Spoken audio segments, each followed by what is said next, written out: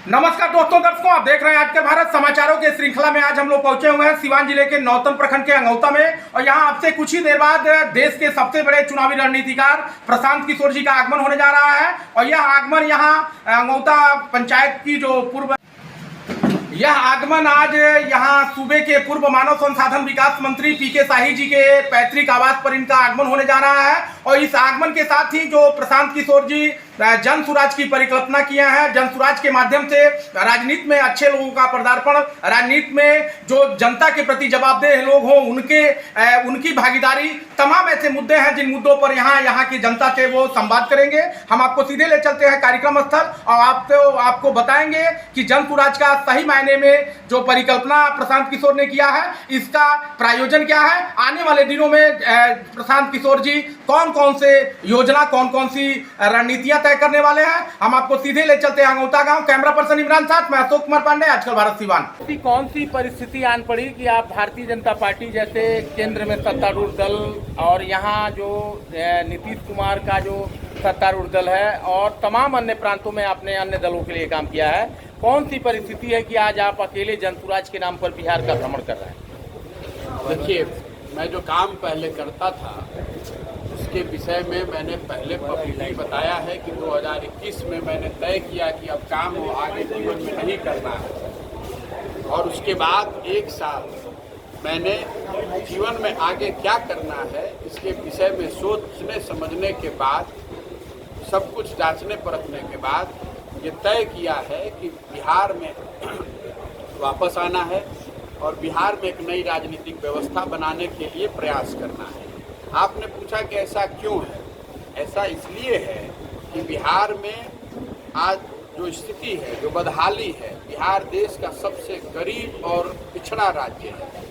बिहार में सबसे ज़्यादा देश के अशिक्षित लोग रहते हैं, देश में सबसे ज़्यादा बेरोजगारी बिहार में है, देश में सबसे ज़्यादा भुखमरी बिहार में है, गरीबी रेखा से नीचे रहने वाले सबसे ज़्यादा लोग बिहार में रहते हैं। 13 करोड़ की आबादी में 8 करोड़ लोग ऐसे हैं जो दिन का 100 रुपया नहीं कमाते।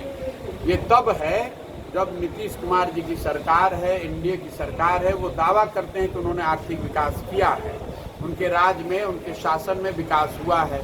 मैं सामने से कह रहा हूँ कि अगर उनके दावों को मान भी ले कि विकास हुआ है, तो भी जो आज परिस्थिति है वो यही बताती है कि बिहार में कुछ नया और बेहतर होना चाहिए। अब नया और बेहतर करने की दिशा में जो मेरी सोच है कि नया और बेहतर तभी हो सकता है जब बिहार में के समाज के लोगों में जो सही लोग हैं वो मिलकर एक साथ प्रयास करें। बिहार को एक साथ मिलकर बेहतर बनाने का जब प्रयास होगा तभी बिहार में स्थिति सुधरेगी।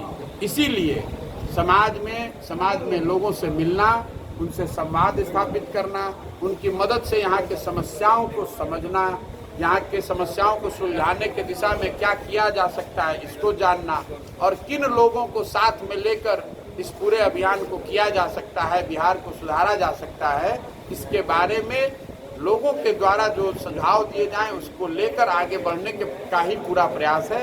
इसीलिए ये काम कर रहे हैं। बड़े बड़े शर्तों के साथ आपने तमाम राजनीतिक दलों के लिए काम किया है, तो इस बार बिहार की जनता आप पर एतबार क्यों करे? बिहार की जनता बिल्कुल मेरे कहने पर एतबार न करे। मैं जो कह रहा हूँ इसको सुने, समझे, इसका मूल्यांकन करे। मेरे कथनी पर नहीं, मेरे करनी पर जाना है।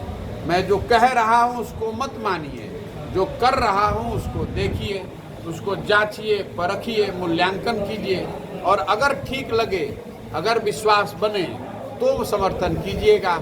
आज बिहार में कोई चुनाव नहीं है, इस साल भी नहीं है, अगले साल भी नहीं है, तो बिहार के लोगों के पास अभी 1 साल, 1.5 साल, 2 साल से ज़्यादा का समय है इस बात को जांचने और परखने के लिए जो मैं कह रहा हूँ ये बात सही है कि गलत है, जो मैं कर रहा हूँ वो समाज के हित में है या हित में नहीं है। बिहार के लोगों के पास वो समझदारी है, उनको आप मूल्यांकन इसका करने दीजिए। अगर मूल्यांकन करने के बाद उनको लगेगा कि जो मैं कह रहा हूँ ये ठीक नहीं है या समाज के हित में नहीं है, तो बेशक मेरा भरोसा न करें, मुझ पर विश्वास न जताएं।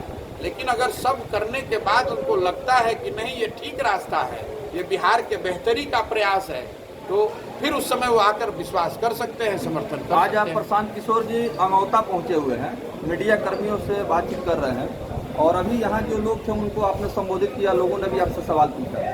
तो ये पूर्व शिक्षा मंत्री बिहार सरकार प्रशांत शाही जी का, पीके शाही जी का ये जन्मभूमि है और यहाँ वर्तमान मुखिया भी हैं। यहाँ कार्यक्रम कैसे बनाने का? नहीं, देखिए, कार्यक्रम जो है, जैसा मैंने अपनी 5 मई के प्रेस वार्ता में पटना में बताया था कि मैंने कोई दल और मंच तो बनाया नहीं है, मेरे पास कोई काडर है नहीं, कोई सहयोगी है नहीं।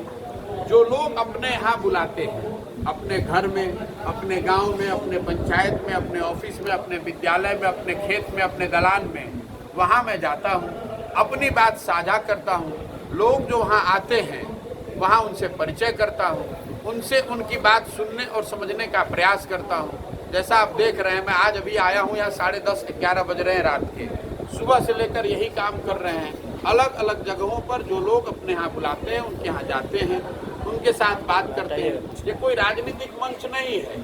आप देखेंगे जो यहाँ लोग बैठे हुए थे, इसमें हर दल के लोग होंगे, बहुत ऐसे भी लोग होंगे जो किसी भी दल में नहीं है। लोग आ रहे हैं, सुनना चाहते हैं, मैं उनसे बात करता हूँ, वो अपनी बात बताते हैं। और ये जो प्रयास है, ये आने वाले कई महीनों तक सुबह से शाम तक दिन रात ये प्रयास चलता रहेगा। इसको मैं रोकने वाला नहीं हूँ, क्योंकि इसी के माध्यम से मुझे पता चलेगा कि समाज में क्या विषय है, लोगों की समस्याएं क्या हैं, लोगों की तकलीफें क्या हैं, इन तकलीफों को बेहतर बनाने के लिए क्या कुछ किया जा सकता है। और ये सब करने के लिए जो सबसे महत्वपूर्ण है, समाज के कौन से ऐसे लोग हैं जिनको साथ में लेकर चलना होगा। सर, अगर आप नए दल बनाते हैं और चुनाव लड़ते हैं सर, तो जैसे जितना बिहार में पार्टी है, वो अब जितना दल बना हुआ है वो अपने जातिवाद को लेकर चल रही है, जाति को लेकर चल रही है। तो क्या आप भी वही करेंगे या सभी समाज के लोग को लेकर चलेंगे? पहली बात, मैंने इस बात को कई बार बताया है कि अगर दल बनता है तो वो प्रशांत किशोर का दल नहीं होगा, किसी व्यक्ति, किसी जाति, किसी परिवार का दल नहीं होगा। ये पूरा जो प्रयास है वो समाज से, जब आप मत के हजारों लोगों को, लाखों लोगों को निकाल कर लाएंगे, वो सब मिलकर इस पदयात्रा के बाद में जब सब लोग एक साथ आएंगे तो वो बैठ के तय करेंगे कि दल बनाना है कि नहीं। अगर सब मिलकर तय करते हैं कि हमें दल बनाना है तो उस समय दल बनाया जाएगा, और उस समय वो सब लोग मिलकर तय करेंगे कि दल का संविधान क्या होगा, दल को चलाया कैसे जाएगा, दल में टिकटों का आधार क्या होगा, दल में पदाधिकारी कैसे नियुक्त किए जाएंगे। ये प्रशांत किशोर का फैसला नहीं है, आगे भी नहीं होगा। एक लोकतांत्रिक व्यवस्था होगी जिसमें बिहार के हर वो व्यक्ति जो इसमें शामिल होना चाहते हैं, जुड़कर अब कुछ प्रयास करना चाहते हैं, उनको ये अवसर होगा कि वो इसमें जुड़कर लोकतांत्रिक तरीके से बिहार के विकास में अपना योगदान कर सकें। अंतिम सवाल सर, राजनीति के रणनीतिकार हैं, लेकिन ये बिहार है और बिहार के कुछ ऐसे नेता हैं जो राजनीतिक मौसम वैज्ञानिक के नाम से जाने जाते हैं। अगर आपका लहर बनता है 2025 में, तो वैसे नेताओं का जगह मिलेगा आपकी पार्टी में? अब देखिए, मैं अपने आप को रणनीतिकार नहीं समझता हूँ। कौन मौसम वैज्ञानिक है, कौन ज़्यादा ज्ञानी है, मैं उस विवाद में पड़ता नहीं। सबसे बड़े ज्ञानी लोग जो हैं वो बिहार के लोग हैं। बिहार के लोगों की जो ज्ञान है, बिहार के लोगों की जो समझ है, वो किसी रणनीतिकार, किसी मौसम वैज्ञानिक से ज़्यादा है। मेरा भरोसा है कि बिहार में जो लोग हैं वो अपने और अपने परिवार, अपने बाल बच्चों के जीवन को बेहतर बनाना चाहते हैं और इन सारे इश्यूओं से, सारे विषयों से ऊपर उठ के बिहार के बेहतरी के लिए उनकी चिंता है। जो व्यक्ति, जो दल, जो समूह बिहार के लोगों का विश्वास जीतेगा, जिस पर भी बिहार के विकास के लोगों का विश्वास होगा कि इनके आने से बिहार की बेहतरी होगी, उसको लोग यहाँ समर्थन करेंगे।